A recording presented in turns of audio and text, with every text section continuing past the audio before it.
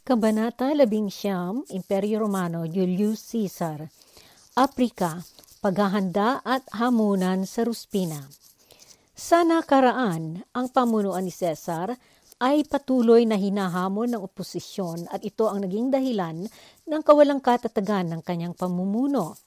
Ang pagkamatay ni Pompey ay hindi nagbigay katapusan sa oposisyon. Ang pagtahimik ng oposisyon ay pansamantala lamang. Patuloy ang pag-organisa ng mga kapanaig dati ni Pompey ng mga konserbatibong republikano o mga optimatis na nagtungo sa Aprika. Doon sa Aprika, sila nagbuo muli ng malaking hukbong militar. Ang oposisyong ito ay pinamunuan ni Nakababatang Cato at iba pang mga malalakas na opisyal. Sa kabila ng pag-alok sa kanila ni Caesar ng pag-uusap, nanatiling matigas ang oposisyon sa kanilang pakay na pabagsakin ang pamunuan ni Caesar sa pamamagitan ng labanan, kaya nagpatuloy ang digmaang sibil ng mga Romano. Samantala, pumunta si Caesar sa Ehipto dahil hinabol niya noon doon si Pompey, subalit hindi niya naabutan itong buhay dahil si Pompey ay pinatay ng hari ng Ehipto. Pansamantalang nailihis ang atensyon ni Caesar noong siya ay nagpasyang mamagitan sa hidwaan ng pamunuan sa Ehipto na nagresulta sa pagkakaupo ni Cleopatra bilang reyna doon. Nalibang si Caesar sa Ehipto dahil sa kanyang pakikipag-ugnayan kay Cleopatra. Subalit pagkaraan ng ilang buwan, siya ay kinailangang umalis sa Ehipto upang isaayos ang mga dumaming mga problema ng pamunuan ng Roma na umusbong habang siya ay nasa Ehipto. Pagkatapos niyang maiayos ang pamunuan, sinundan ni Caesar ang lupo ng mga optimatis sa Aprika upang minsanan niyang resolbahin ang oposisyon sa kanyang pamunuan. Lumapag siya sa Hamdrumetum. Ito ay sa may silangang pampang ng modernong Tunisia sa Aprika at nagkampo siya bago dumating sa bayan ng Ruspina. Ang Ruspina ay may layong humigit kumulang sa 50 milya magmula sa Hadrumetum kung saan may kampo ang mga optimatis doon. Abalang-abala sa panahong iyon ang grupong optimatis sa kanilang pagpapalaki ng kanilang hukbo at sa kanilang pakikipag-alyado sa mga bayan. Nakuha rin nilang kaalyansa ang hari ng Numidia na si Haring Juba at may malaking hukbo ng mga mandirigmang Numidia. Sa kabilang panig, dahil nag-aalanganing maniwala ang mga tao sa probinsyang Aprika na totoong naroon si Caesar ng personal, bagaman alam nila na mayroong mga tenyenteng legatus siya na nagdatingan kasama ng kanyang puwersa, nagpadali si Caesar ng sulat sa ilang mga estado upang ipaalam niya sa kanila na naroon nga siya. Pagkatanggap sa kanyang sulat, nagdagsaan ang mga taong tumakbong nagtungo sa kanyang kampo at nagreklamo sila sa kalupitan at karahasan sa kanila ng mga kaaway na optimatis. Nabagbag ang kalooban ni Caesar sa kanilang mga pag-iyak. At bagaman bago nito, siya ay nanatiling hindi umaaksyon, nagpasya siyang pumalarangan na siya sa sandaling bumuti ang panahon at ayusin niyang pagsamahin ang kanyang mga tauhan. Kaya kaagad siyang nagpadala ng sulat sa Sicily kay Alienus at Rabirius Postumus, ang mga praetor doon, para sabihan silang madaliin nilang ipadala ang naroroong mga kasama nilang mga hukbo. Ipinagdiinan niyang gawin ito sa pinakamadaling panahon at hindi na dahilan pa ang taglamig o ang pagkakaroon ng malakas na hangin. Kinailangan na itong gawin en punto noon din para iligtas ang Aprika sa todong pagkawasak. Sapagkat kung hindi isasagawa ang mabilisang pagresolba sa pinakamadaling panahon, malamang na wala nang matitira pang nakatayong bahay doon, ni wala nang anumang bagay na maiiwang buo o buhay na paliligtasin ng galit at pagpipinsala ng mga kaaway. At si Caesar mismo ay lubhang na bahala at hindi mapakali. Magmula na maipadala niya ang mga sulat, hindi na siya huminto sa karereklamo sa pagkakaantala ng mga bapor. Gabit araw, nakatuon ang kanyang paningin sa malayong karagatan na ang isip niya ay nanghihimok sa nakikinikinita niyang armada sa isip niya na sa asa niya ay matatanaw niya na sa anumang oras at ayaw niya itong makaligtaan.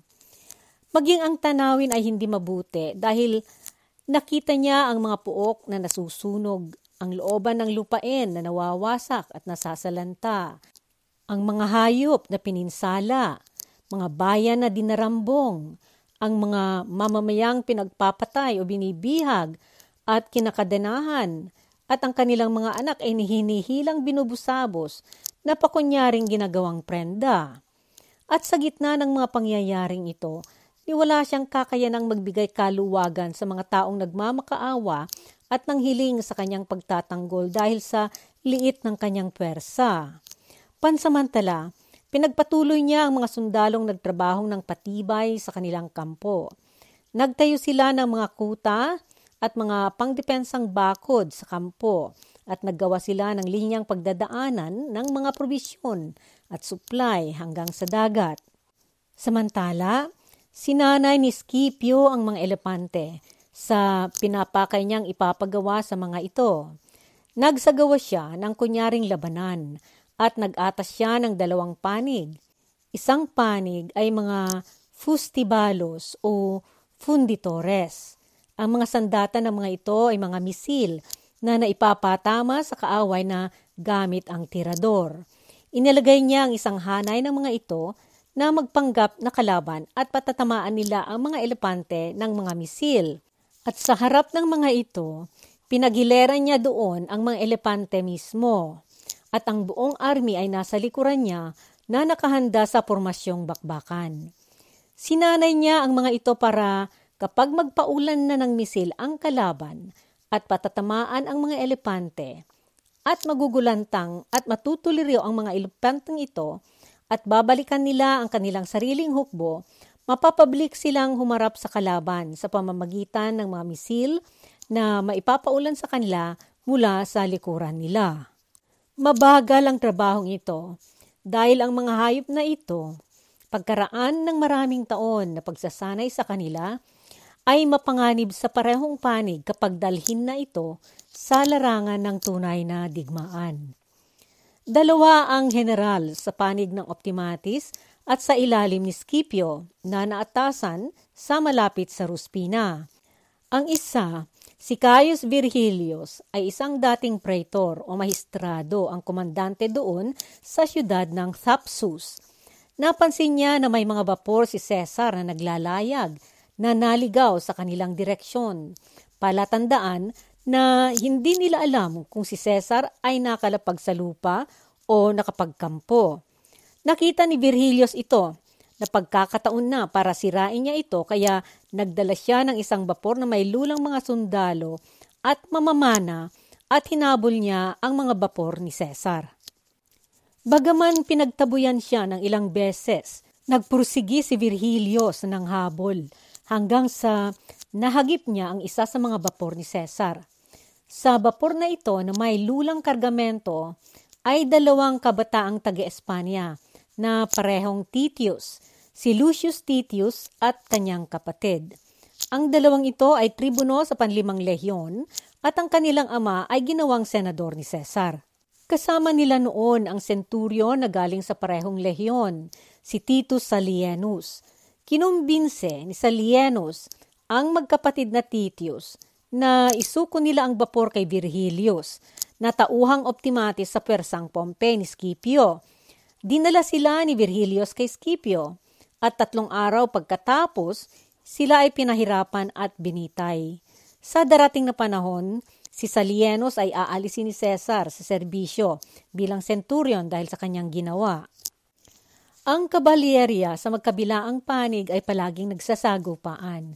Kapag minsan, ang mga Alemanni at katutubong Gaul sa kabalyerya ni Labienus ay nakikipagtunggali sa diskusyon sa mga kabalyerya ni Caesar pagkatapos nilang mga kung hindi sila manakit ng isa't isa. Dala ni Labienus ang isang hukbo ng kanyang kabalyerya at ginulat niya ang bayan ng Leptis. Ginugwardiyahan ito noon ni Publius Hostilius Sacerna na may hawak ng 3 pangkat ng sundalong Caesar at dulot ng maagap na pagkilos ni Sacerna, kaagad nilang naitaboy ang kabalyeryang Optimatis. Matibay ang pagkakadepensa ng bayan ng Leptis at marami itong mga kagamitang pandigmaan at lalo itong nakaakit kay Labienus na magtangkang pumasok doon. Isang araw, isang malakas na eskwadron ng kampong Optimatis ay tumigil at tumayo sa bukana na malapit sa lagusan ng depensang pader ng syudad.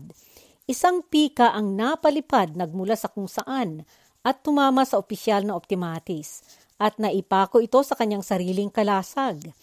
Dahil hindi ito napaghandaan o inasahan, nagulat ang ibang mga sundalo ng eskwadron na Optimatis at nagtakbuhan sila. Magmula noon, hindi na nang miron muli ang panig ng Optimatis hanggang sa sumunod na digmaan. Si Scipio naman ay araw-araw niyang pinaghahanda ang kanyang hukbo sa pormasyong bakbakan sa may layong 300 hakbang mula sa kanyang kampo. At pagkatapos niyang ituloy ang porma na sandatahan, bumabalik siya sa kanyang kampo sa gabi. Ipinapagawa niya ito ng ilang beses habang hindi sila lumalapit sa kampo ni Cesar o lumapit sa pwersa nito. Ang tila pantitikis at kapayapaan ng kampo ni Cesar ay lalo lamang nanggagatong sa kanyang pagkapuot kay Cesar at sa kanyang army at kaya pinapulong niya ang lahat ng kanyang mga tauhan at ang kanyang 30 elepante na may mga dalang tore sa kanilang mga likod at pinaabot niya ang kanyang kabalyerya at imbanterya ng mahaba hanggang sa halos makarating ito sa kampo ni Cesar. Napansin ito ni Cesar at tahimik siya, walang kaingay-ingay o kalituan. Tinawag niya sa kampo ang lahat na lumabas o lumayo para maghanap ng kailangan o kahoy o para maggawa sa pagpapatibay sa kampo. Inutusan din niya ang kabalyerya na nagbabantay na huwag nilang iwanan ang kanilang pwesto hanggang sa ang kaaway ay nasa abot ng mga tunod o suligi. At kung magpapatuloy pa rin sila, mga kaaway na umaabanseng patungo sa kampong Cesar, na magkubli sila sa mga pagkublian sa paligid ng kampo. Inutusan niya ang kabalyerya na magsandata at maghanda, bawat isa sa kanyang sariling pwesto. Ang mga kautosang ito ay hindi niya ibinibigay sa mga tauhan ng siya mismo, o kaya pagkatapos niyang panuurin ang disposisyon ng kaaway, kundi ganap ang kanyang kaalaman sa sining ng digmaan na ibinigay niya ang lahat ng kakailanganing direksyon sa pamamagitan ng kanyang mga opisyal habang siya mismo ay nakaupo sa kanyang tolda at sarili niyang inaalam ang galaw ng kaaway sa pamamagitan ng mga scout nito.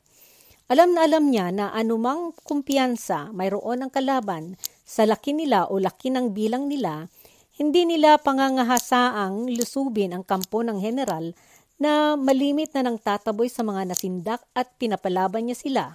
Nakalimitan ay nagpapatawad sa kanila at nagbabalik sa kanila ng kanilang buhay.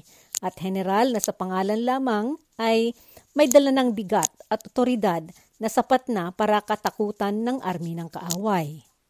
Isa pa, ligtas na ligtas ang kanyang kinapwestuhan na may mataas na muralya at malalim na kanal.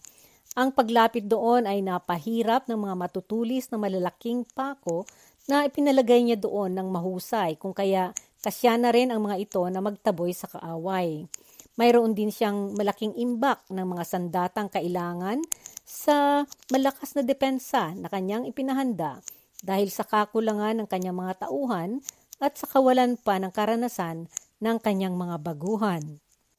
Hindi dahil sa pangamba o takot niya sa kaaway o sa kanilang bilang kung bakit nagpanggap siyang nag-aalanganin sa estimasyon ng kaaway. At hindi dahil sa mayroon siyang pagdududa sa tagumpay kung bakit hindi niya pinamunuan ang kanyang hukbo sa sagupaan. Bagamat baguhan sila at kaunti, subalit sa ganang kanya, lubos na mahalaga kung anong klase dapat ang pananagumpay. Dahil sa isip niya ay kahihiyan niya kung pagkaraan ng maraming mararangal na pakikipagtunggali at pagsugpo ng mga naglalakihang mga puwersa at pagkatapos na nakakamit ng mga maluwalhating pagwawagi, ay lalabas siyang nagkamit ng madugong tagumpay mula sa mga pinag-iwanan na nagpupulong-pulong pagkatapos ng kanilang pagtakas. Kaya ipinasya niya na bilang bunga nito, tiisin niya ang puri at paggalak ng kanyang kaaway hanggang ang mga bahagi ng kanyang veteranong lehyon ay makarating sa pangalawang sakayan. Samantala, si Scipio, pagkaraan ng sandaling na natili sila sa harap ng mga hukay na pagkublian sa paligid ng kampo ni Cesar, inis itong umurong na nagpunta sa kanyang kampong Optimatis. Tinawag niya ang kanyang mga sundalo at pinalaki niya ang takot at panghina ng kalooban ng kaaway nila, ang kampong Cesar. Sa pagpapalakas niya sa loob ng kanyang mga tauhan, tiniyak niya sa kanila na magiging kanila ang lubos na pananagumpay sa sandaling panahon lamang. Muling pinabalik ni Cesar ang kanyang mga tauhan sa kanilang mga ginagawa. At sa kunyaring dahilan na pinapatibay nila ang kampo, ang totoo ay sinasanay ni Cesar ang mga baguhan niyang tauhan sa trabaho at sa pagod. Sa kabilang dako naman, araw-araw na mayroong tumatakas na tauhang taga Numidia at mga taga Getulia, ngayon ay bahagi na ng Maghreb sa hilagang Afrika, sa kampong Optimatis ni Scipio. Ang iba ay bumalik sa kanilang mga pinanggalingan. Ang iba nakisugpon kay Cesar dahil nalaman nila ang kaugnayan niya sa isang naunang Romanong pinuno na si Gaius Marius, na ayon sa kanila ay pinagkautangan nila ng loob. Sa mga ito, pumili siya ng mga may tanyag na ranggo at pinauwi niya ang mga ito na may dalang sulat sa kanilang mga kababayan na nagpapayo sa kanila na manawagan sila sa mga mamamayan at magbuo sila ng hukbo nila para sa sarili nilang depensa at huwag makinig sa suhestyon ng mga kaaway. Habang dumadaan ang mga ito sa malapit sa Ruspina, mga diputado na galing sa Asilya, isang bayang may autonomiya, at sa lahat ng mga karatig bayan ay nagdatingan sa kampo ni Cesar. Nangako sila sa kanya na handa silang sumunod sa kautusan niya, na ang kanila lamang ipinagsusumamo sa kanya ay ang bigyan sila ng mga garrison kung maari ay gawin nila ito na hindi makakapahamak at hindi makakapanganib sa mga mamamayan, at bibigyan sila ng mais at mga supply na mayroon sila para siguruhin ang pangkaraniwang kaligtasan. Agad na tumalima si Cesar sa kanilang mga hiniling. Nag-atas siya ng garrison at pinadala niya si Caius Mesius na naging aedile para komandante sa Asilya o Achola. Naiparating ng mga espya ito sa kaalaman ni Considius Lungus na komandante sa panig Pompey at Optimatis at nasa Adrumetum kasama ng kanyang 2 lehyon at 700 kabalyerya.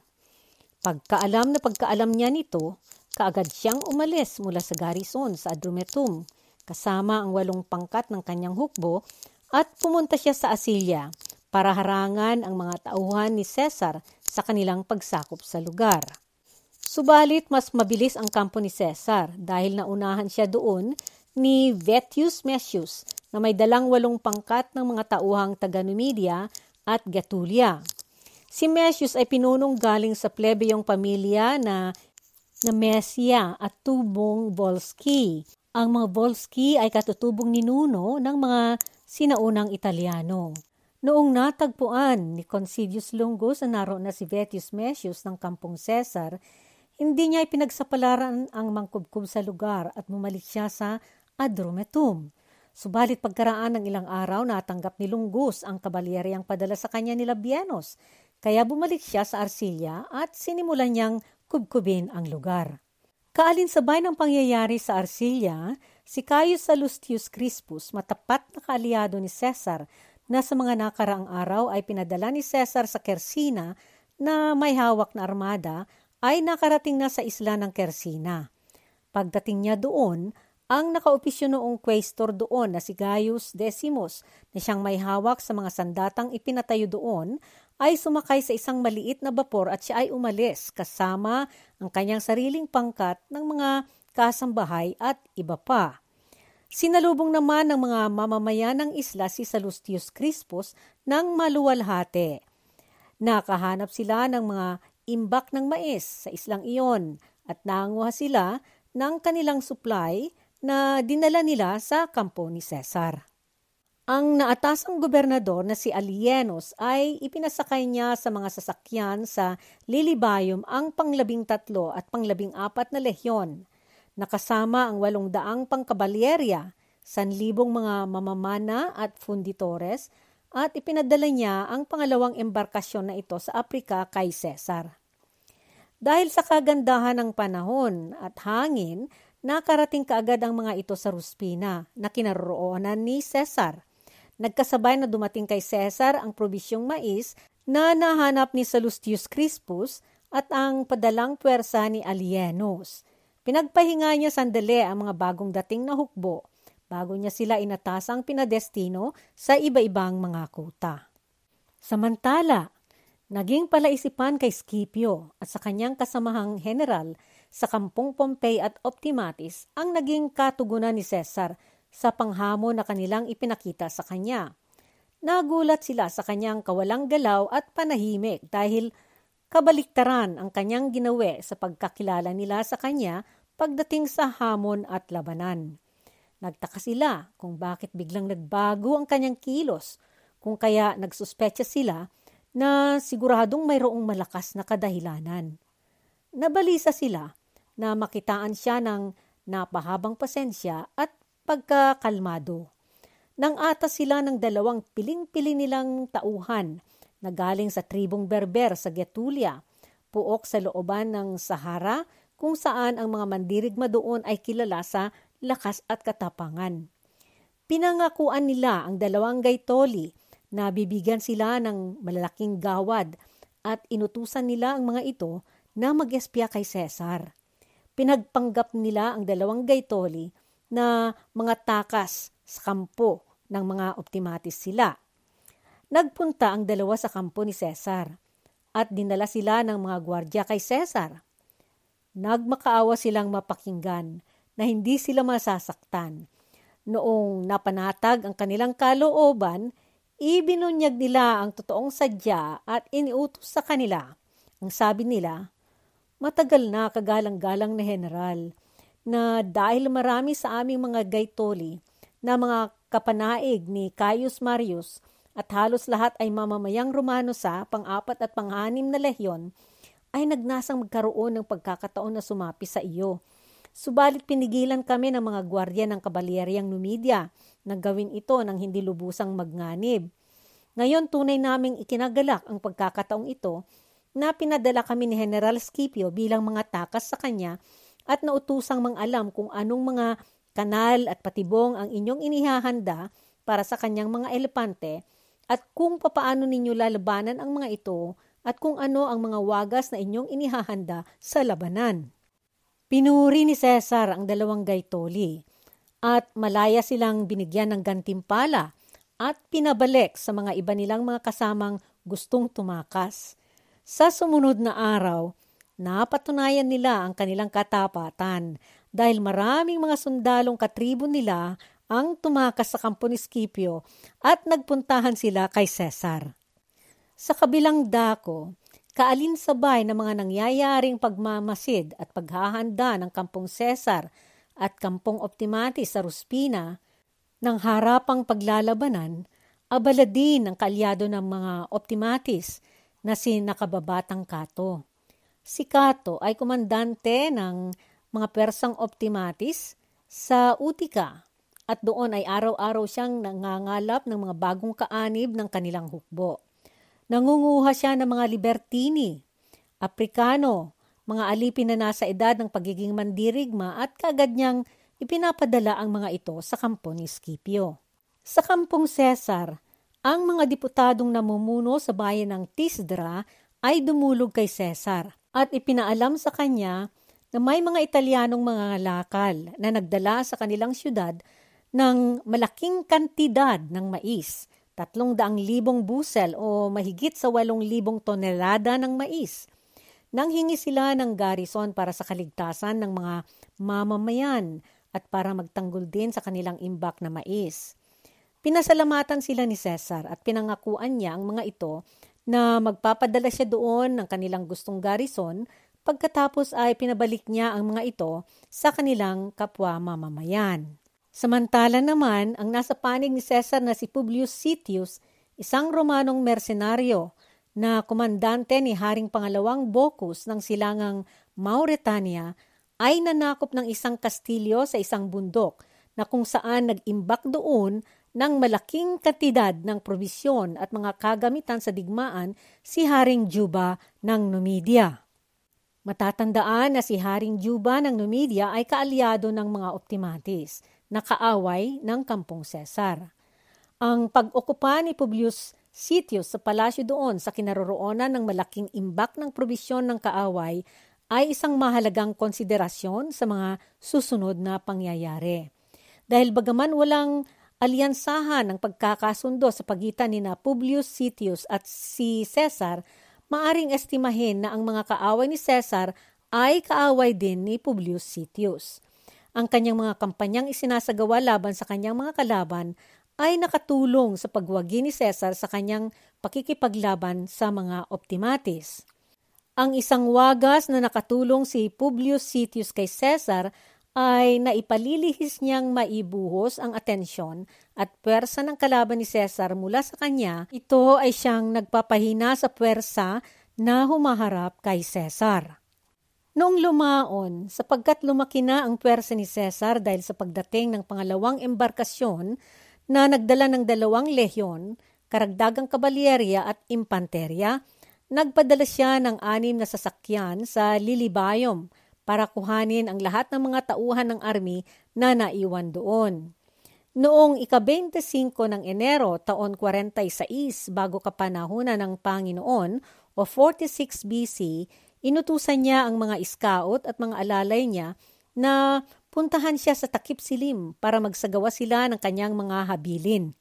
Tinawag niya lahat ng kanyang lehyon sa kalagitnaan ng gabi at pinatungo niya ang paglakbay sa Ruspina, kinaroroonan ng isa niyang garrison.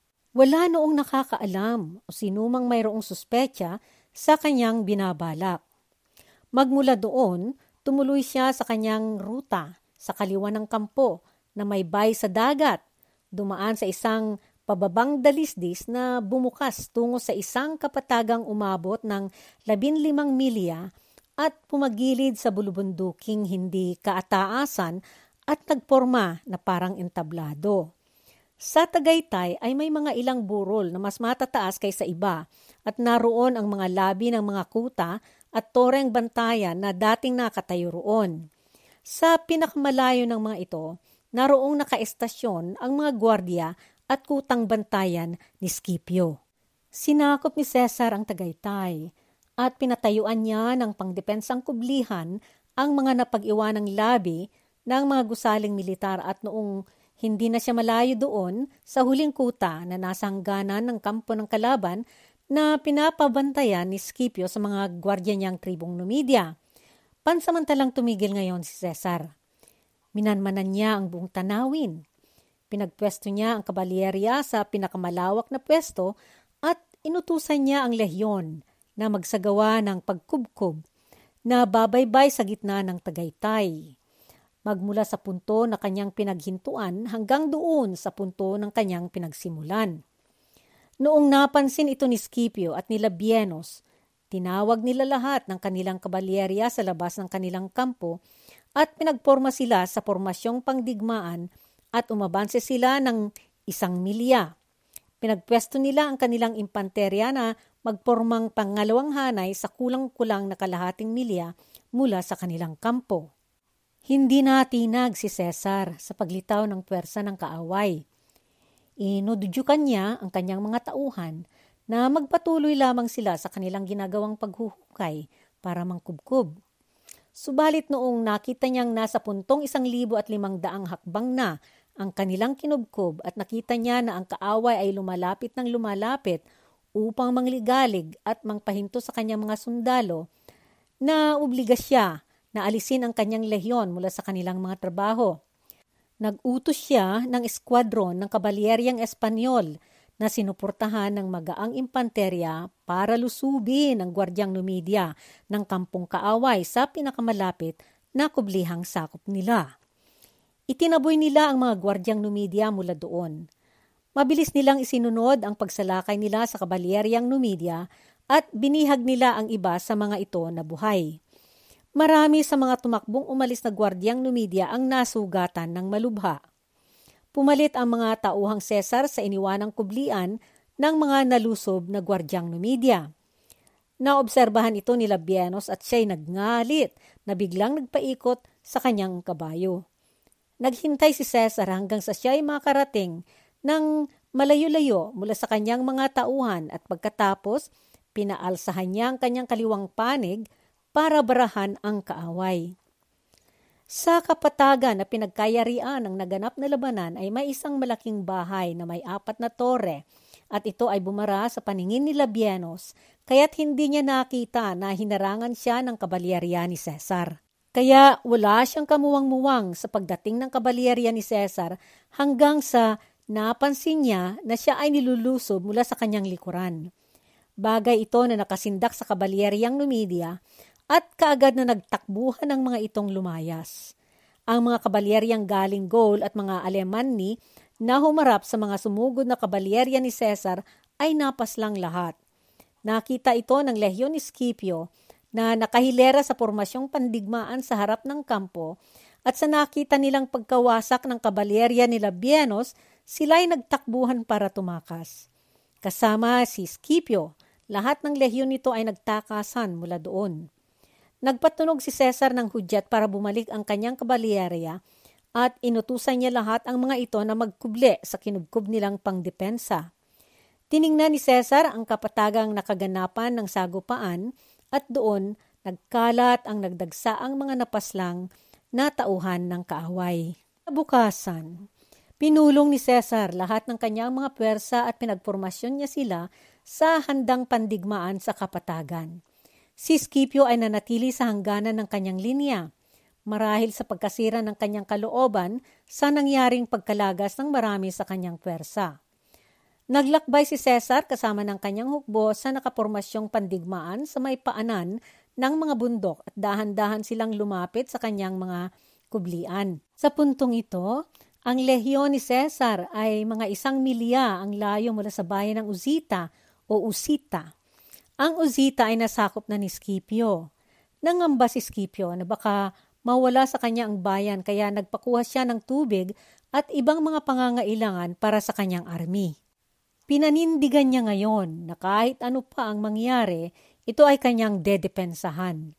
Pinalabas niya ang kabuuan ng kanyang army at pinagporma niya sila ng 4 na hanay. Pinagawa niya ang unang hanay na kabalyerya at sinuportahan ito ng mga elepante na may mga tore sa kanilang mga likuran. Sa pag-aakala ni Cesar na lumapit si Scipio na ang pakay niya ay makipagbakbakan, nagpatuloy siya sa kanyang kinaroroonan na hindi malayo sa bayan. Kay Scipio, ang bayan ang siyang sentro ng kanyang harapan at pinalayo niya ang kanyang 2 tagiliran at ang kanyang mga elepante ay kitang-kita ng army ni Cesar. Naghintay si Cesar ng hanggang takip silim, subalit walang galaw mula sa kampo ni Scipio. Wari bagang siya'y kontento sa depensang dulot ng kanyang kapaki-pakinabang na sitwasyon, kaya ipagsapalaran niya ang makipagdigmaan sa lantarang lugar. Sa kawalang galaw sa kabilang kampo, minabuti ni Cesar na hindi na muna siya sumulong pa sa araw na iyan dahil ang kaaway ay may malakas na garrison ng mga taga-Numidia sa bayan na tumaklob din sa gitna ng kanilang harapan. At nakinikinita niya ang hirap sa pagbuo at kaalinsabay niyan ang paglusob sa bayan at lalabanan ang kanilang kanan at kaliwa na nakalalamang sa lupa, lalo pa at ang mga sundalo ay nanatiling nakasandata at hindi kumain simula ng umaga. Kaya palibhasa ay napabalik na niya ang kanyang hukbo sa kampo, ipinagpasya niya na sa susunod na umaga ay papahabain niya ang kanyang linyang depensa hanggang sa malapit sa bayan. Dito magtatapos ang kabanatang ito. Abangan ang susunod nating kabanata.